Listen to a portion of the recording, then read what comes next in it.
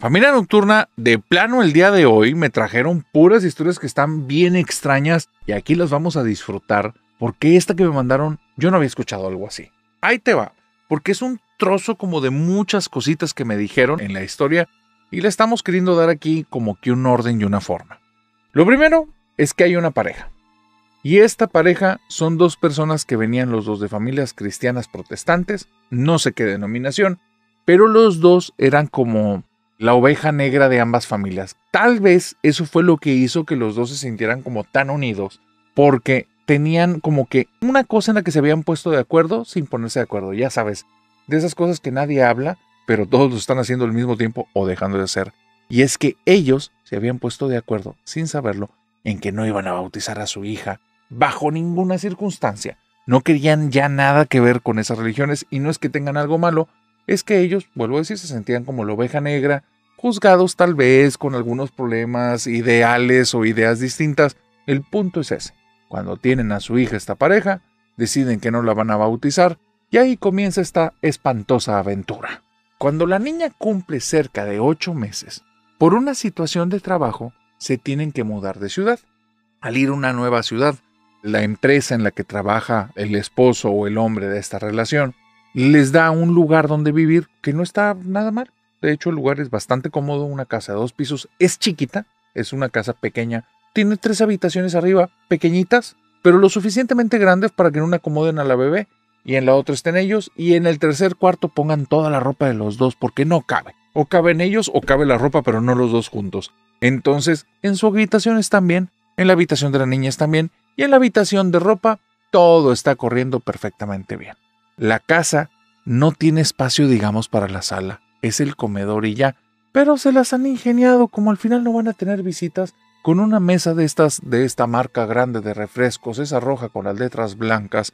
Tienen una mesa ahí, pero pequeñita, una muy rara que consiguieron de un local de por ahí, que se la compraron a la persona que la tenía. No estaba en tan buen estado y decidieron que en la parte de adelante le pegaron un mueble que tiene apenas 2 plazas. O sea, sirve para que ellos dos estén sentados uno al lado del otro o que uno de los dos se acueste poniendo la espalda en uno de los respaldos y le sube los pies al otro, pero los dos están a gusto así. En esta casita las cosas iban bastante bien. La empresa era sumamente demandante en temas como de tiempo y de cositas que tenía que hacer el esposo y empieza a pasar mucho tiempo en la casa esta mujer con su niña. En esos momentos llega como un punto en el que esta mujer pasa mucho tiempo sola y empieza a pensar que es necesario empezar a tener amistades en esta nueva ciudad, porque ya va 1 o 2 meses que están ahí y prácticamente no sale a nada. Tal vez hacer el mandado. En algunas ocasiones sale tantito fuera de la puerta de la casa, pero son momentos y es como si alguien le hubiera leído la mente, porque alguien al día siguiente les toca la puerta y se presenta como su vecina y va y le dice que ella es su vecina, que cualquier cosa está a la orden, que había visto que está ahí la pareja, que había visto a la niña y a su esposo y que todo muy bien. A partir de que se presenta la vecina, las cosas empiezan a ir para mejor para la mujer.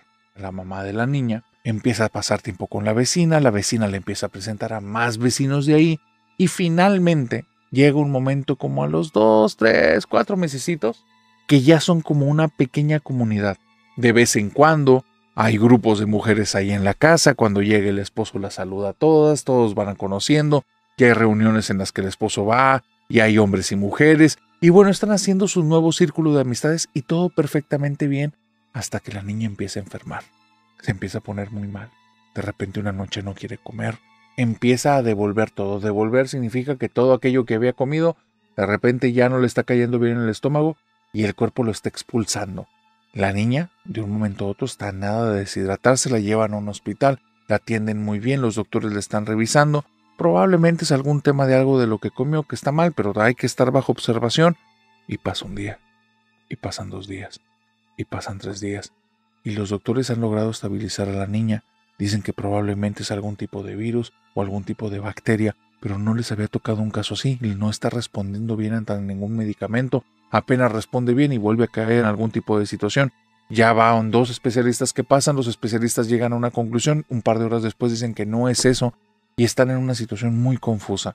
Los papás están desamparados, están desolados, se sienten muy tristes Y los del hospital les dicen que por favor regresen a su casa y que la vuelvan a traer para chequeo una semana después. Papá y mamá están que los quieren mandar al otro mundo. Se enojan, creen que los están mandando a su casa para que la niña llegue al otro mundo y ellos ya no sea su responsabilidad. Están muy molestos, pero los del hospital le dicen, no, es que la niña ya está estable y ha cumplido como el tiempo del protocolo. Si tienen un problema no las traen, pero si la niña sigue bien, traigan en las 2 semanas. Los papás ya están mal, están con muchas emociones, tienen varios días casi sin dormir. La niña la ven ahora y está irreconocible. Está en sus huesitos, se ve como una calaverita. Es algo muy feo, muy, muy feo de verla. Te llegaría directamente al corazón, tocaría las partes más sensibles de ti, de tu humanidad. Mamá y papá están deshechos. Y es ahí, cuando ya no saben qué hacer, que tienen contacto con la mamá de uno de los dos. Y la mamá les dice que ella tiene una conocida, pero que por favor no le digan al pastor de su iglesia, porque es una mujer que hace cosas que el pastor no estaría tan feliz. No es una bruja, es como un medium, algo así. Y la mamá les da el número y le dicen que le llamen ya y que le digan que les está llamando en nombre del nombre de esta mujer. Cuando le hablan, le dan el nombre de la mamá, de la persona que les dio el número. La mujer que contesta les dice que es una urgencia y ellos dicen que sí. Les dan los datos y al día siguiente, pasando mediodía, la mujer está en la casa. Apenas llega a la casa, los ve y les dice, aquí hay brujería, aquí ha estado una bruja. Y entonces ellos les dicen, no, nosotros no creemos en esas cosas y no me vengas con esas tonterías. No nos hagas mafufadas, por favor. Si puedes realmente ayudar a nuestra hija, ayúdanos. No nos vengas a decir que una bruja y que esas mensadas. Y esta mujer les dice, esto no es un juego. A la niña no le pudieron hacer nada a los doctores. Papá y mamá se ponen fríos. Ellos no les habían dado esa información. Tal vez fue la mamá de ellos que les dio el número.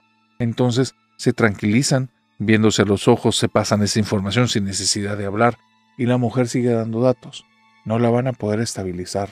Aunque te pidieron que la llevaras en una semana, si no actuamos rápido, la niña se va a ir al otro mundo. Y entonces ellos le dicen, bueno, ¿qué tenemos que hacer? ¿Qué le vas a dar a la niña? Tráiganme la niña aquí, yo les digo qué puedo hacer. Apenas la traen, ni siquiera la ve. No puedo hacer nada. Dice, están con una bruja. Aquí ha estado una bruja. Y entonces ellos dicen, es que nosotros no hacemos brujerías ni nada de eso. Viven cerca de una bruja. Una bruja ha estado aquí. Y una bruja es la que se está comiendo a su niña. Las brujas que comen a los niños no son como nos los pintan los cuentos de hadas. Comen la energía vital. Su niña no se está muriendo, se la están comiendo. Así es que necesitan que se rompa ese vínculo. Alguien desconocido para ustedes, que no sea de su familia, ha estado en contacto con su niña en las últimas 2 semanas y vienen a la cabeza todas las reuniones que han tenido con vecinos y las nuevas amistades.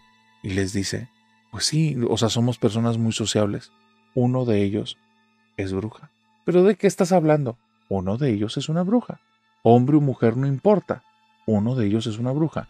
Necesitan traer a todos para acá y denles el bebé de ustedes dos cargándolo al mismo tiempo, se los van a poner en sus manos. Y va a haber una persona específicamente que lo va a rechazar, que no lo va a querer agarrar, que va a huir y van a notar que bajo ninguna circunstancia lo va a querer tocar. Fórcenla. Esa persona, hombre o mujer, es una bruja. Papá y mamá no creen lo que están escuchando. Es la idea más idiota que han escuchado en su vida. Es la cosa más estúpida que alguien les pudo haber dicho. Pero no van a perder a su niña. Y si los médicos no pueden hacer nada, y si la mujer de las ideas tontas tiene la razón, es una situación muy difícil que ni siquiera van a llevarla a la discusión. Al día siguiente están hablando a todos los vecinos. Por favor, necesitamos que vengan a la casa. Necesitamos que nos ayuden en una oración para el bienestar de nuestra niña. Y todos los vecinos sin falta, hombres y mujeres, parejas completas están ahí. Y para hacer caer a la bruja, les dicen que esta oración es una oración muy especial. Les dan a cada uno una hojita diferente y les piden que por favor, cuando les lleven a su niña, que la tomen con sus manos y le reciten la hojita ahí directamente a ella. Cuando dicen eso, notan que 3 personas, 3 mujeres, una anciana y 2 jóvenes, se ponen de pie casi al instante y se van a la cocina. Vuelvo a decirte, ahí no hay paredes, todo está pegado. La cocina son unos pasos. Le dan la espalda al grupo, se ponen a preparar unas cosas y empiezan a llevar como galletitas, café. Se ven como personas muy amables. Pero el señor aquí está en su versión detective y eso les resultó sospechoso. Así es que no les pierde el ojo durante todo el tiempo de la reunión.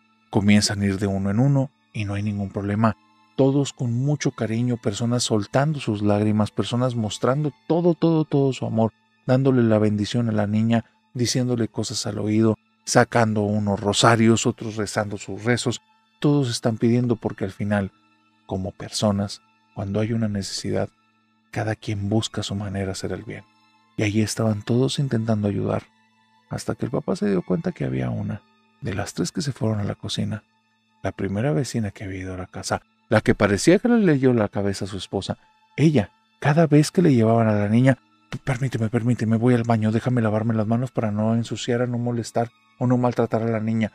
Y se acercaba hacia la puerta y era donde el señor le decía, el baño es del otro lado, acuérdate, esa es la salida de la casa, perdóname. Ya van 3 veces que hace lo mismo, se quiere ir. El señor, el papá de la muchacha, haciendo como si le hubiera perdido la pista, va y toma a la niña y le dice a su esposa, sígueme. Agarran a la niña, comienzan a llevarla hacia una persona que está cerca de esta mujer. Y es entonces cuando cambia de dirección de manera muy drástica, se para enfrente de ella y sonriéndole, pero con una sonrisa que le está transmitiendo la idea, sé que eres tú, le dice, carga a la niña y reza por ella, ya. Las palabras tan gélidas fueron tan contrastantes con el lugar que una persona le dijo, Esteban, tranquilo. Y él volteó y le dice, no te metas. Agarra a la niña, le dice a su esposa, tómala también, agárrala y reza la hoja que te dimos por nuestra hija. La señora se pone muy nerviosa, les empieza a decir, no, es que a mí me dan mucho pendiente los bebés, los vecinos empiezan una trifulca. Esteban, por favor, no seas descortés, ella es compañera de nosotros desde hace muchos años, ella viene aquí por el bien de tus niños, pero es una señora ya mayor. Por favor, Esteban, por favor. Y entonces voltea con todos, pero con unos colmillos, como un papá león queriendo proteger a su cría, y les dice que nadie se acerque. Bruja, agarra a mi hija y reza la oración que te dimos. Y le pone la niña forzada en las manos, y la mujer, por un instante, cambió la mirada. Esteban jamás había visto una mirada tan fría, tan desprovista de amor. Una mirada de alguien que no es un ser humano, es un depredador. Se le quedó viendo y con una cara de odio tomó a la niña y se la devolvió y le dijo, sabes que no es necesario, y se fue.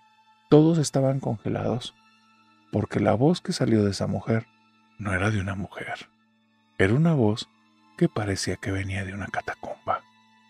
Después de eso, al día siguiente, mágicamente, la niña estaba bien.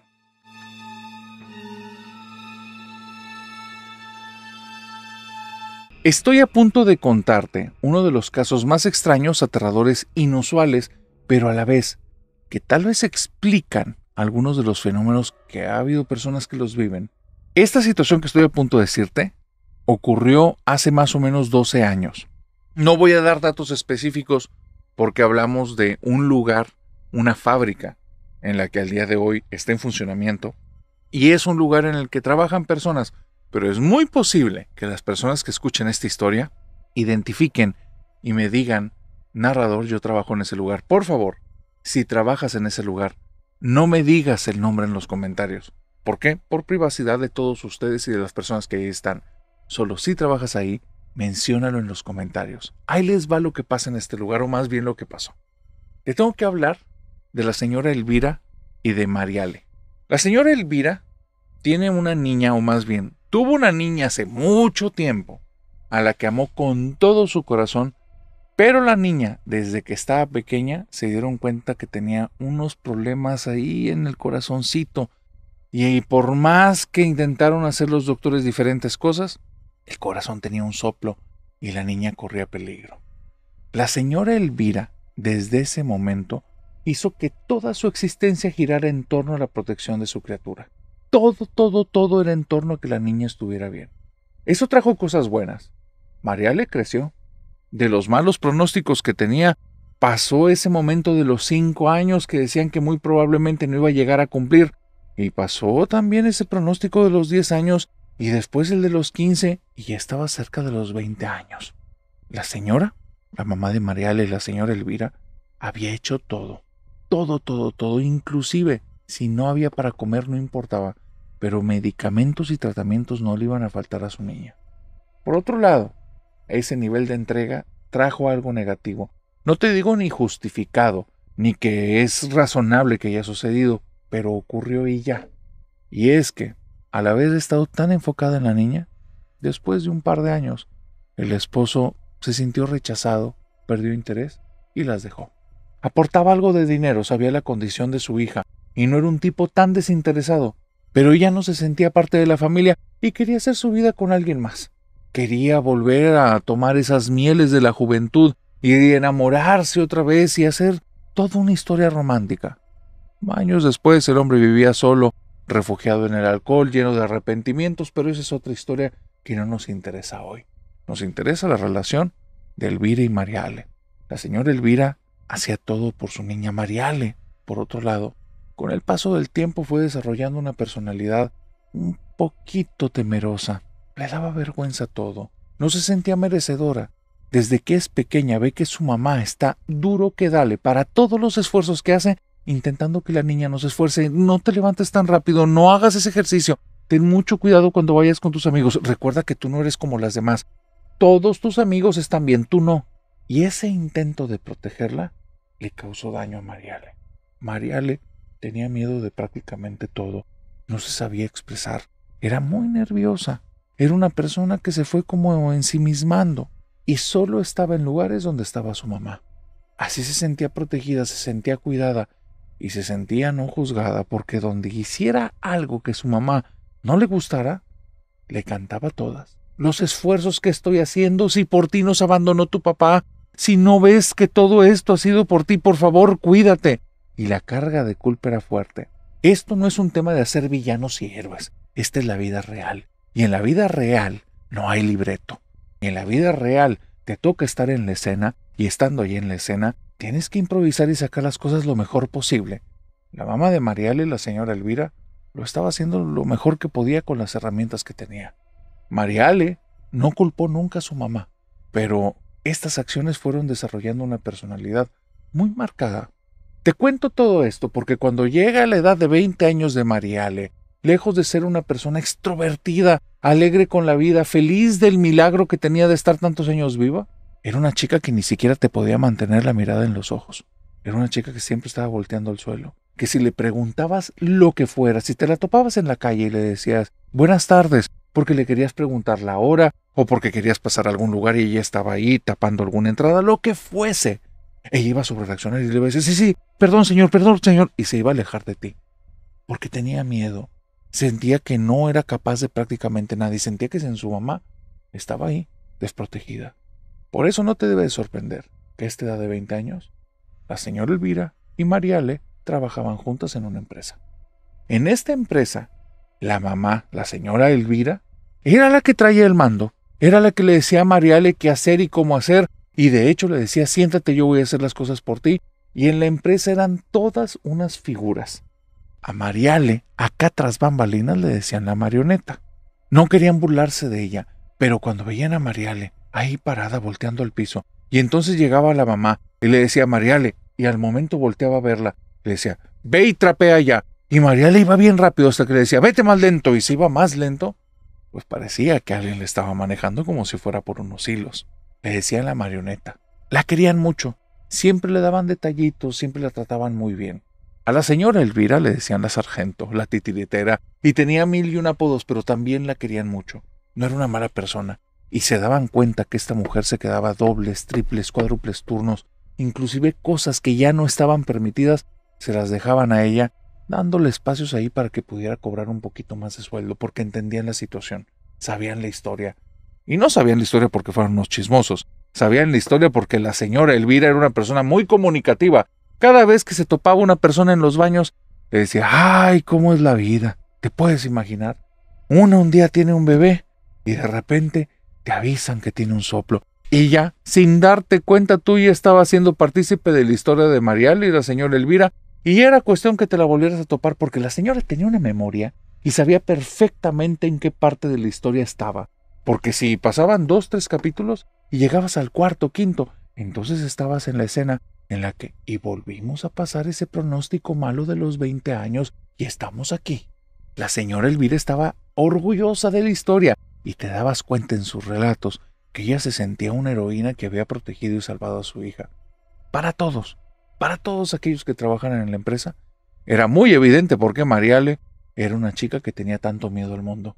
La señora prácticamente no le dejaba ni respirar sola, le tenía que pedir permiso a todo, pero mira, ya estando en la empresa, en un lugar en el que por el tipo de giro había accidentes de repente, había situaciones muy delicadas, eso era un acto, eso era una situación cómica. Esos eran dos personajes que de repente te los topabas y te sacaban un par de carcajadas, ya fuera porque la marioneta hacía algo chistoso y su mamá lo regañaba, o ya fuera porque la señora te contaba algo que no tenías por qué saber.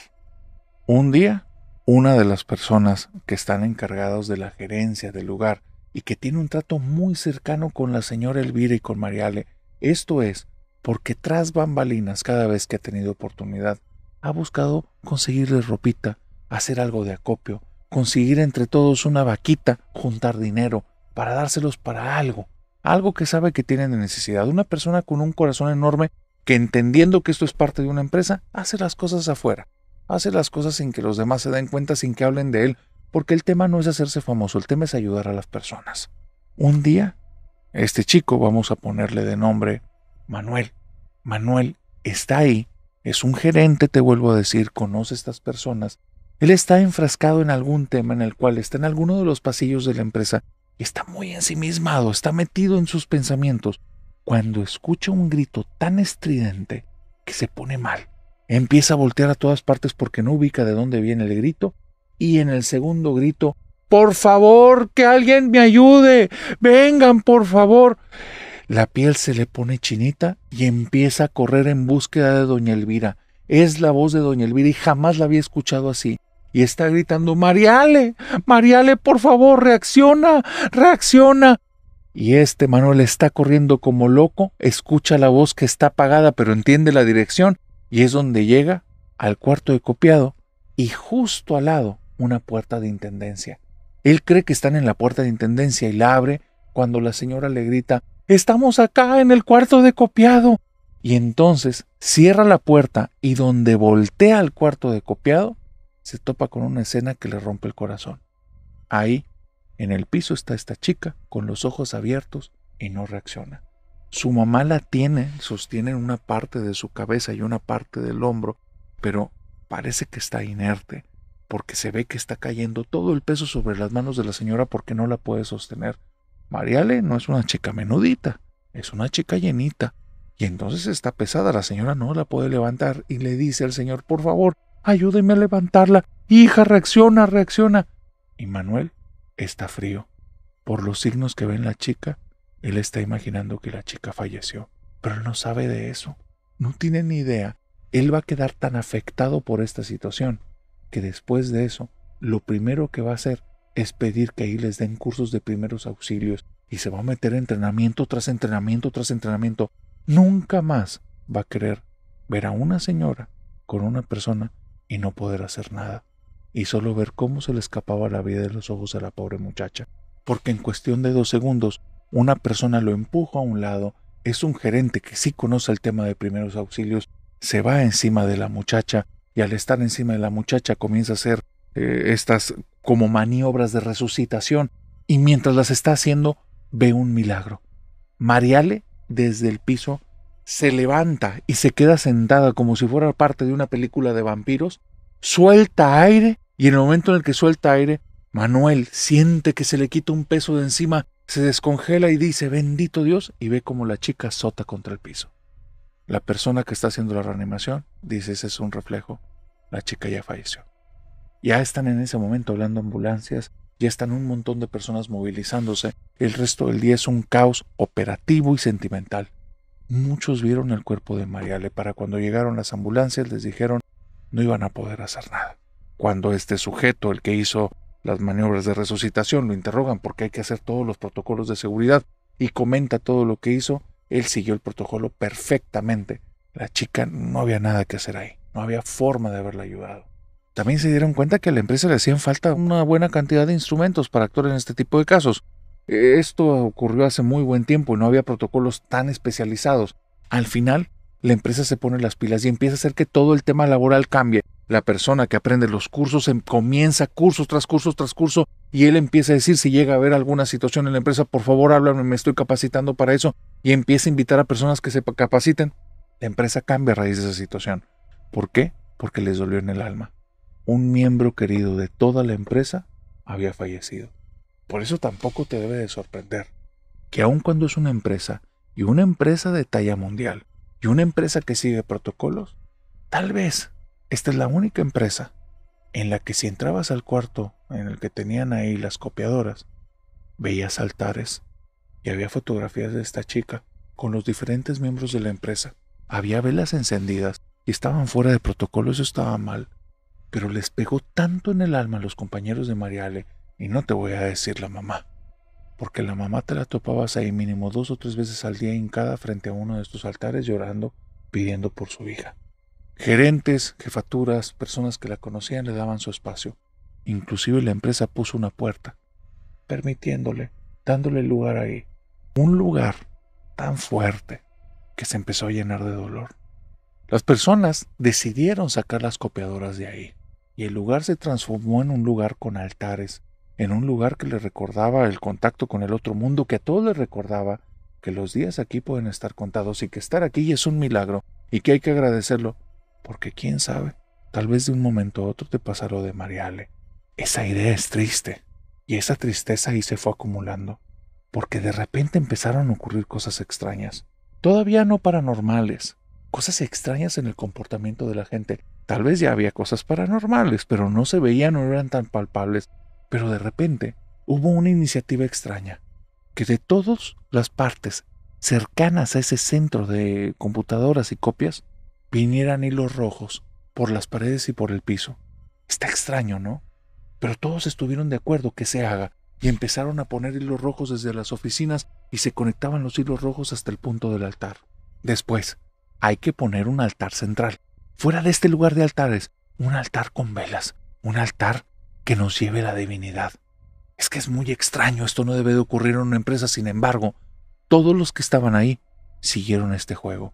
Era algo que los motivaba, algo que los llevaba a que simplemente lo hicieran. Y entonces pusieron el altar. En el altar, de ahí salían ahora unas bandas rojas por las paredes y los techos. Era algo muy extraño. Si tú hubieras llegado a esta zona de oficinas, ya parecía una zona ritualística extraña.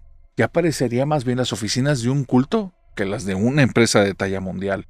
Los gerentes poco a poco empezaron a sentir que algo ahí estaba mal. Tardaron, porque pasó más de año y medio. Tardaron. En el momento en el que deciden que eso tiene que cambiar, poco a poco empiezan a remover las cosas. Comienzan a remover primero ese altar que estaba fuera de la oficina de computadoras, después la puerta de la oficina de computadoras y copias, y finalmente todos los recuerdos de Mariale. La mamá queda tan afectada que decide salirse de la empresa, ya no puede estar ahí, todo le recuerda a su hija. Y es entonces cuando las cosas extrañas comienzan a ocurrir. Resulta que comienza a haber rumores. Las personas de la empresa empiezan a decir que no quieren entrar al cuarto de copiado, que mejor lo hacen por fuera de la empresa, que si no han pensado en llevar las copiadoras a otro punto de la empresa. ¿Por qué? Porque cuando estás ahí, sientes tal vez una de dos cosas. La primera, que alguien toca alguna parte de tu cuerpo. Te va a tocar directamente la piel. Y vas a voltear creyendo que alguien se te está insinuando. Pero ahí no hay nadie. Absolutamente nadie. Solo estás tú y el recuerdo de Mariale. También, si estás solo y esa sensación no le haces caso, tal vez sientes una mano que empieza a recorrer la parte de tu nuca. Y si no le haces caso a eso, va a tomarte y estirar tu cabello por más corto que sea. Esa sensación es tan desagradable y tan invasiva que inclusive personas de cabello corto y que han dicho son puros rumores ridículos, salen de ahí con la cara pálida, con miedo. Es una sensación de una mano perfectamente, pero ¿sabes algo? Mariale era regordeta, pero era chaparrita, y sus manos no eran tan grandes. La mano que sientes ahí es una mano que no importa el tamaño de tu cabeza, prácticamente la abarca toda. Es una mano enorme. Y eso es muy extraño, porque las personas de diferentes tamaños que han vivido eso y con cabezas diferentes, de complexiones distintas, todos describen lo mismo. Pareciera que la cosa que está ahí cambia según la persona. Pareciera que el mensaje es claro. Aquí estás y yo también. El lugar empieza ahora a tener una segunda emoción. Ya no nada más es la tristeza de la pérdida, ahora es el miedo de todos. Hay una sensación extraña desde que vas llegando, ya no hay altares, pero por alguna extraña razón parece que nadie ve las bandas rojas. Están todas las bandas rojas donde se dejaron, desde el piso, las paredes del techo, y todas llegan al mismo punto dentro de ese cuarto. En ese lugar donde conectan todas las bandas rojas hay una sensación horrible. Es la sensación como de un vórtice, como si fuera algún remolino de energía, un punto en el que está acumulada tanta energía que no puede pasar desapercibido. Si vas caminando por ahí, tal vez no te das cuenta de la energía que está cerca, pero sí te vas a dar cuenta que por alguna extraña razón evitas ese lugar, evitas ese punto donde conectan todas, te alejas. Si te empujan hacia la pared, prefieres salirte del cuarto. Si hay más de 2 personas, los dos están dejando un espacio justo en la pared, pese a que es más cómodo que estar pegados o en una esquina. Pero ahí nadie se quiere acercar. Ahí, si estás con tu celular falla. Ahí, si pones la máquina de copiadoras, las copias salen mal, empiezan a salir manchadas, se apaga y se prende. Y lo peor de todo, si dejas la luz encendida más de 5 horas, empieza a parpadear y la bombilla se quema. Pero hay algo muy raro. Ya cambiaron el cableado. El cableado lo pusieron externo. Lo pusieron desde otra toma de corriente. Nada funciona. Si esa bombilla queda prendida en ese lugar, se va a quemar, sí o sí. Y entonces ocurre algo extraño. La persona que me manda la historia es Manuel. Y Manuel me dice, yo salí de esa fábrica, salí de esa industria, conocí lo que estaba pasando ahí, pero por situaciones personales migro a otra empresa. Y ya, comienzan a pasar los años, me quedo con esa historia, y es una historia muy fuerte porque yo te lo voy a decir desde cómo lo viví. Y cuando te acercabas a ese cuarto, nunca, no había manera que sintieras que estabas solo. Ahí se sentía que había algo, pero ¿sabes qué era lo peor? No se sentía que fuera bueno. Yo conocí a Mariale, yo conocí a la señora Elvira, y no se sentía como ninguna de las dos. Algo fue a estar ahí, haciéndose pasar por Mariale, porque muchas personas cuando sentían eso al principio le decían, Mariale, descansa en paz, y después las cosas se ponían más turbias. Yo sabía que no era ellas porque la sensación no era de ninguna de las dos. La señora Elvira seguía viva, pero como si fuera su presencia que estuviera ahí tampoco, y de Mariale definitivamente no era. Quisiera decirte que todo terminó ahí, pero ese creo que solo fue el inicio, porque como te digo me salgo de la empresa, comienzo a hacer mi vida afuera, y llega un momento, 6 años después, en la que esta historia ya no la tengo presente. Mi vida avanzó, 1000 cosas al llegar a la nueva empresa, una curva de aprendizaje, muchas exigencias, expectativas de mí, pleitos aquí, resolver situaciones allá. La vida gira en torno a otro tipo de cosas y ese momento tan lamentable queda como parte del pasado y ya no era algo que tuviera tan palpable. Hasta que un día, estando en un centro comercial, me topé a una compañera de ese trabajo. La saludo y cuando la saludo me da un abrazo y me dice, tanto tiempo sin verte, Manuel, te ves muy bien. Yo también le digo, tú también te ves muy bien, te ves muy contenta, oye, tantos años, sí que sí, seguiste en la empresa. Y dice, sí, pero no sabes lo que pasó. Yo me tuve ya que salir de ahí porque me sacaron un susto. ¿Cómo? ¿No te acuerdas de Mariale? Dice, cuando me dijeron eso fue la primera vez que lo recordé en 6 años y me vino todo de trancazo, la sensación de la mano, las luces que se apagaban, el foco que se fundía, todos los aparatos electrónicos que fallaban y pues lamentablemente la chica que había fallecido ahí, que yo la vi que no podía hacer nada, me vino todo de golpe y empecé a responder lento y le digo sí, y ella me dice, tranquilo Manuel, yo sé que te afectó mucho esa situación, pero es que las cosas no pararon ahí empezaron, se pusieron muy fuerte. Narrador, quedamos de vernos al día siguiente para ir a echar un café porque me dijo que eso solo me lo iba a contar de día, que ella no se atreve a contarlo en la noche. Y ahí te va lo que me contó porque está de locos. Me dice ella que pasando el tiempo empezaron a ver como comentarios en la fábrica, en la parte como ya de manufactura, en la que decían que se sentían cosas. Había personas que hablaban acerca de una niña que andaba cerca de ciertas como herramientales y zonas de aparatos industriales pesados y ahí la veían asomarse detrás de aparatos donde en el lugar en el que la vieron es imposible entrar. Dentro de la máquina, imagínate que hay como un tipo de cortinilla Y esta cortinilla, cada vez que está la banda pasando productos por ahí, la cortinilla se mueve hacia adentro. En una de esas donde se mueve la cortinilla para adentro, la niña se asoma. Narrador, tú te metes ahí y en menos de un segundo se acabó la vida. Cuando la niña se asomó, la persona que estaba afuera sabía que no era un ser humano. No hay manera, no hay dónde te agarres. El espacio es imposible y el tipo de maquinaria también hace que sea imposible. No es la única persona que contó eso.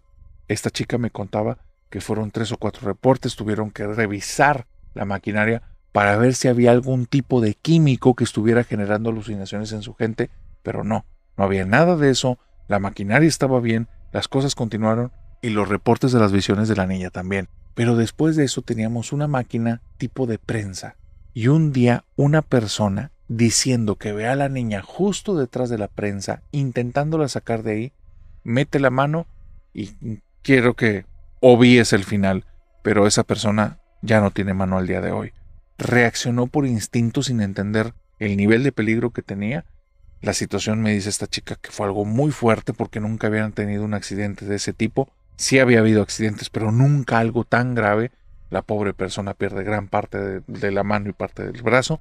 Entonces, cuando están en esta temática como de resolver o no resolver, al mes que ya se logró solucionar la situación de esta persona, viene un reporte que acaban de ver un charco de líquido vital rojo justo al lado de la máquina y que cuando empezaron a limpiarlo, voltearon a la máquina y estaba ahí, narrador, arriba de la máquina, una mano puesta. Cuando vieron esto, aun cuando son tipos fuertes, valientes, con un buen temple, salieron de ahí gritando y al regresar, todo limpio y ya no había nada.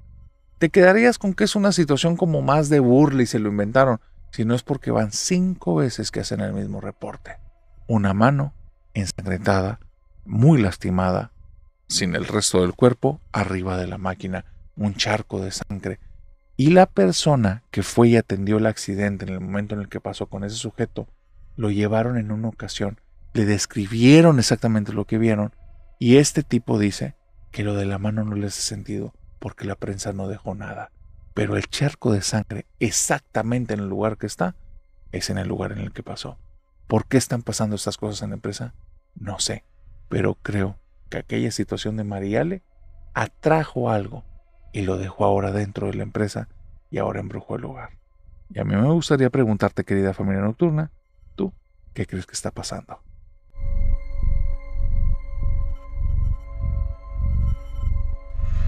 Si este programa se llamara Brujitas, historias de la vida real, esta sería una de las historias top del canal, porque lo que estoy a punto de decirte está de locos o de brujos.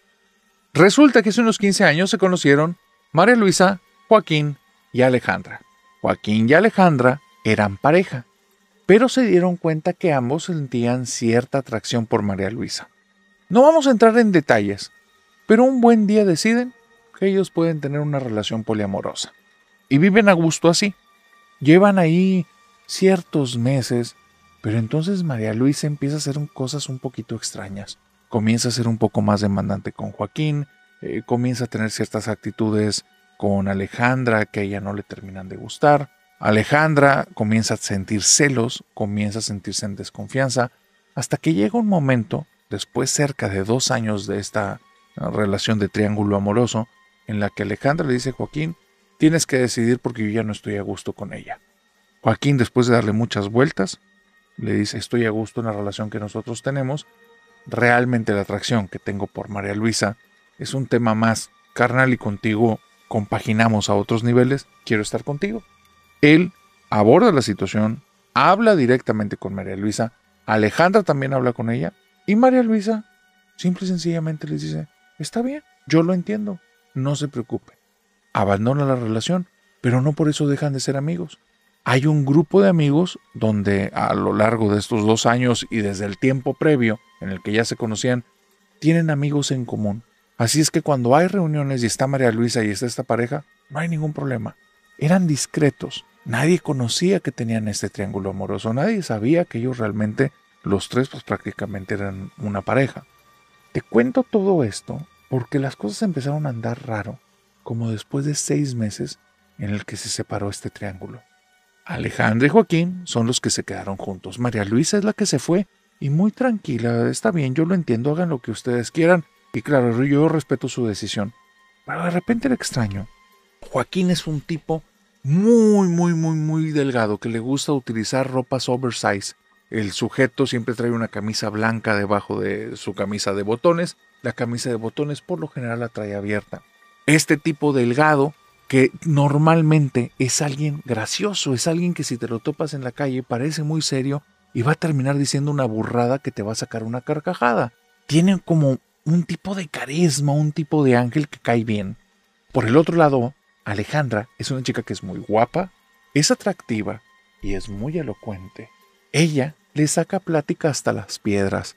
Dicen que no hay persona que puede estar sin platicarle toda su vida si está en presencia de Alejandra más de 10 minutos.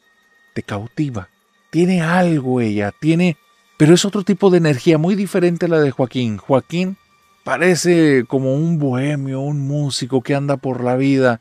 Y Alejandra parece más bien algún tipo de inversionista de algún banco. Una chica muy formal, muy cautivadora, una emprendedora, pero muy exitosa. Es mucho lo que tiene que ver con tema de apariencias, porque la verdad los dos están luchando por la vida, están intentando sacar las cosas adelante. La relación del triángulo los desenfocó un poco y ellos no terminaron la carrera. Así es que cuando estaban buscando posicionarse hace unos años dentro del tema de las empresas, por cuestiones de currículum no podían posicionarse en puestos altos y estaban en una situación un poco difícil, pero pese a todo, decidieron que querían estar juntos. Ahí, en ese momento, es donde comienzan a pasar las cosas extrañas. Deciden los dos que aunque son pareja, ya quieren vivir juntos. Ya pasaron varios meses desde que María Luisa está aparte en su vida y de repente se la topan en fiestas y ya. Ellos se van a vivir solos una casa. Y en esta casa, que es una casa muy pequeñita, comienzan a hacerse de sus cositas. Cosas de segunda mano. Ellos no tienen oportunidad de comprar cosas de primera mano como muchas otras personas en el mundo y está perfectamente bien. Es parte de la lucha de cada quien. Ellos, cuando van y ponen su primera mesa, mira, Joaquín, que parece un bohemio, tuvo que sacar sus dotes de carpintero porque cierta pata floja, por más clavos y tornillos que le metía, la cosa parecía que no funcionaba por ningún lado y tuvo que andar viendo videos preguntándole a personas, comprando mil y un cosas. Finalmente logró reparar y con un orgullo tremendo tenían esa mesa con una pata de un color distinto, pero funcionaba. Ahí en esa casa, Joaquín se iba haciendo de cositas que iba consiguiendo en un bazar, en un lugar de segunda mano, y todo parecía que iba muy bien. ¡Ay, qué bueno!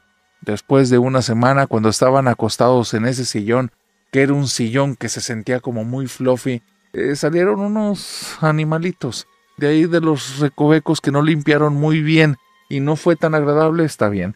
Que después de eso tuvieron que echar insecticida en toda la casa y terminaron todos intoxicados, bueno, es parte de la aventura. Que cuando estaban pintando terminaron pintarrajeando todo ese mueble y parte de la mesa porque no pudieron cubrirlos porque se les fue el avión, que pues la pintura salpica.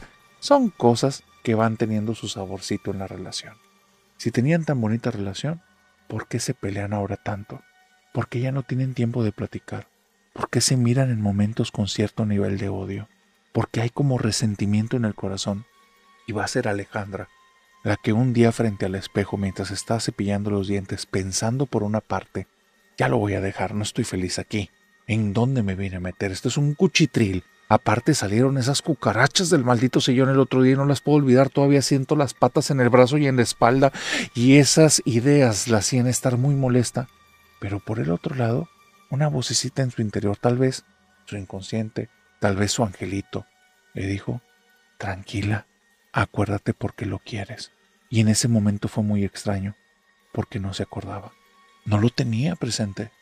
Y cuando empezó a intentar hacer memoria, se dio cuenta que no podía tener esos recuerdos a la mano, no podía accesar a ellos. Era como si alguien los hubiera tomado y los hubiera metido en algún tipo de caja hermética y los hubiera escondido ahí, en la parte más oscura del inconsciente. No se acordaba, no existían esos momentos. Muy confundida, con el cepillo en la boca, sale de la habitación del baño, llega al cuarto donde está Joaquín y cepillándose los dientes le dice con la mano al frente, no me digas nada, no me agredas, tengo una duda, escúchame. Y entonces Joaquín se le queda viendo y le dice, ¿qué fue? ¿Ahora con qué me vas a atacar? Joaquín, ¿te acuerdas por qué nos queremos y por qué estamos juntos? Y Joaquín se queda pensando.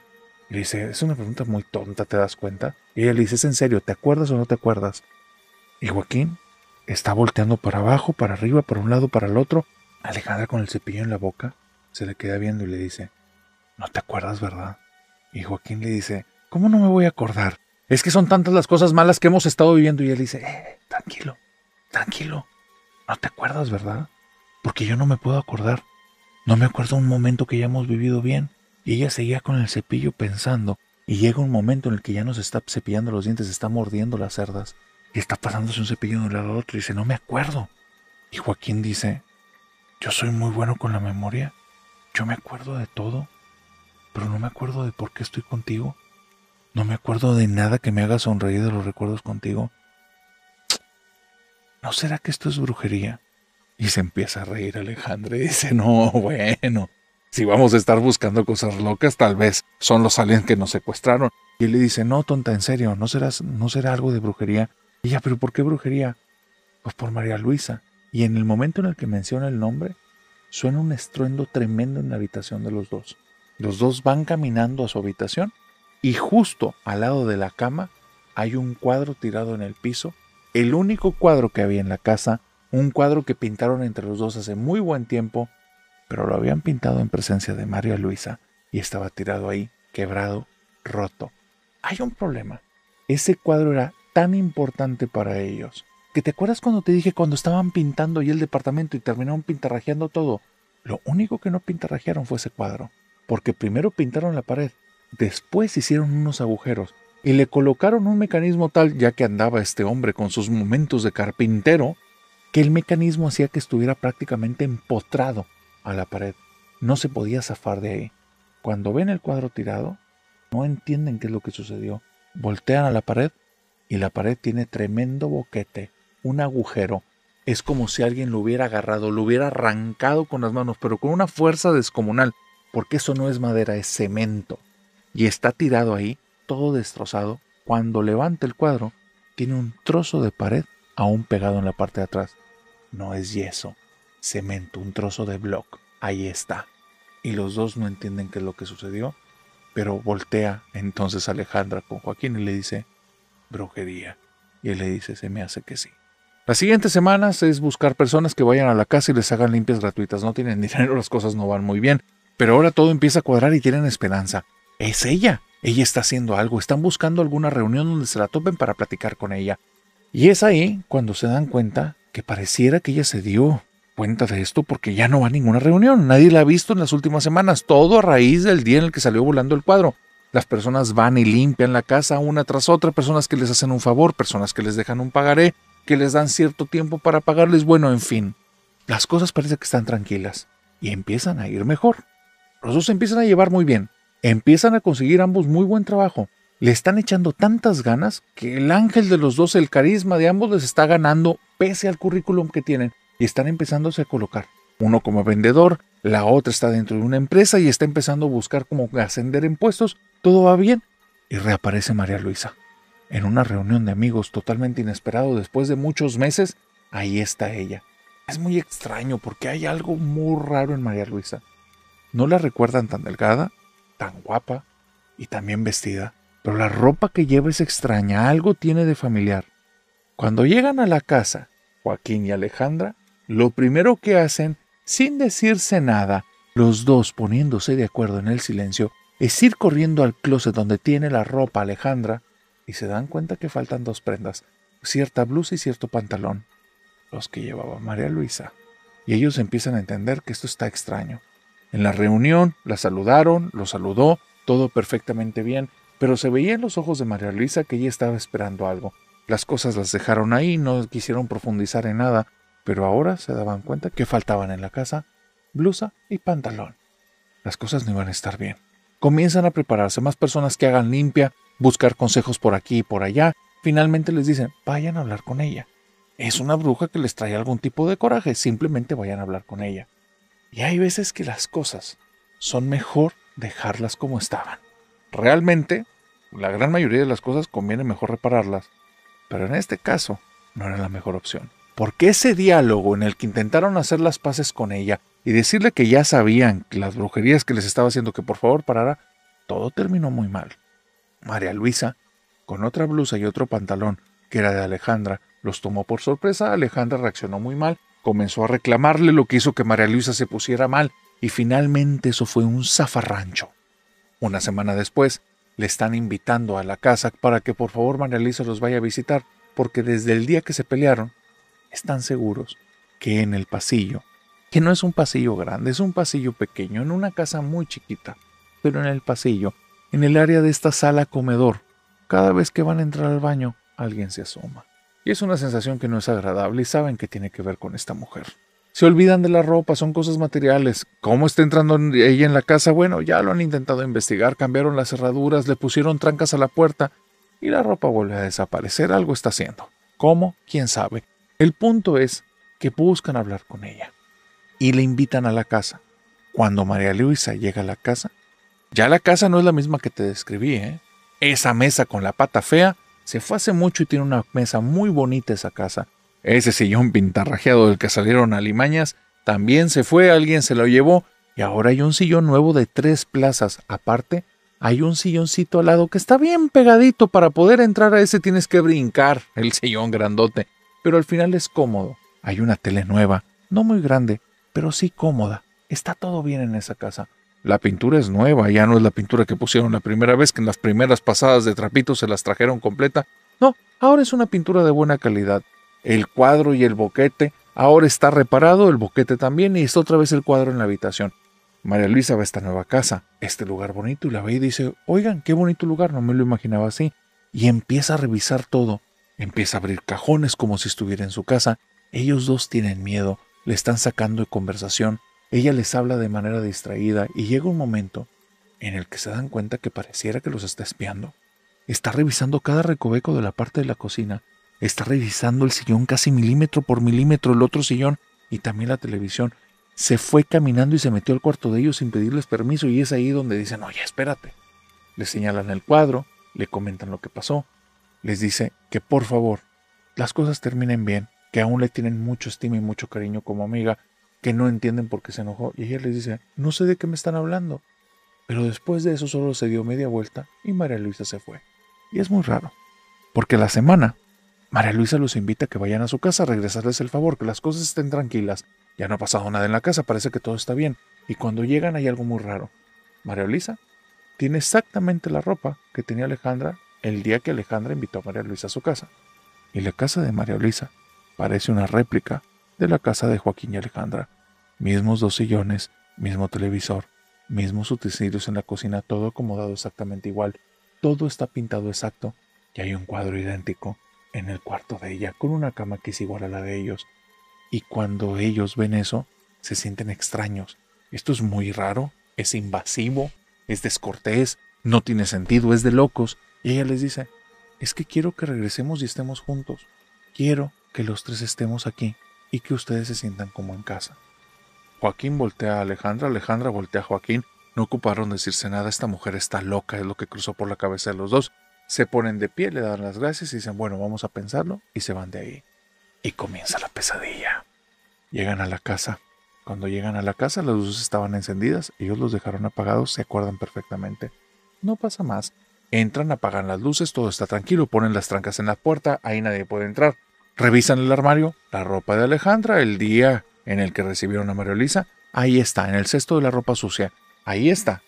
La que traía María Luisa el día de hoy parece una réplica, pero no vino ni se metió en la casa. Ellos ahí están seguros y tranquilos, así es que se van a dormir. Están a gustos y en la noche de repente comienzan a escuchar unos pasos que llevan un ritmo como si fuera de un tambor y van caminando primero por la azotea.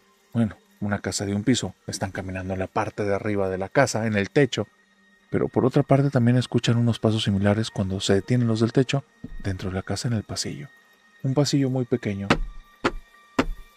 un ritmo que parece un tambor, un ritmo que se mantiene constante y cuando para uno comienza el otro y cuando para uno comienza el otro, no los dejó dormir. Al día siguiente están tan cansados que deciden que se van a ir de la casa un tiempo. Van a dejar la casa tranquila, no quieren saber nada de María Luisa y se van a la casa de los papás de uno de los dos. Alejandra se queda ahí en la noche. Joaquín le pide que por favor lo deje escaparse un rato, necesita despejarse, va a ir con su primo.